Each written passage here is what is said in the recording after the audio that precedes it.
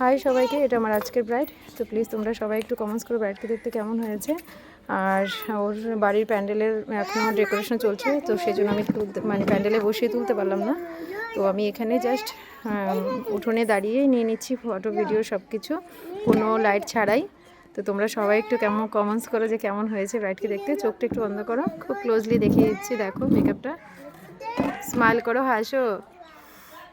ব্রাইডও ভীষণ মিষ্টি, ওর ফেসটা খুব সুন্দর, মানে ফেস কাটিং ভীষণ ভালো। আর ওদের বাড়িতে এবার সেকেন্ড টাইম না, আর একটা কাজ করেছি। এদের বাড়িতে এর আগেও এসেছিলাম আমি, ওর ননদকে সাজিয়ে গেছি, আজকে বৌদিকে সাজাচ্ছি।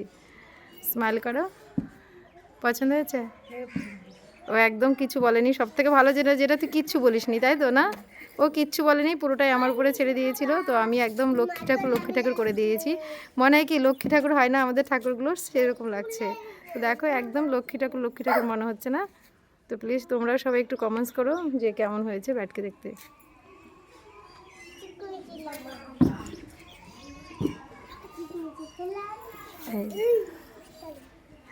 এটা আবার এদিকে চলে গেল কেন? তো সবাই একটু কমেন্টস করো যে আজকে ব্যাটকে কেমন দেখতে হয়েছে please guys. Okay guys, bye, tata দিয়ে দাও সবাইকে।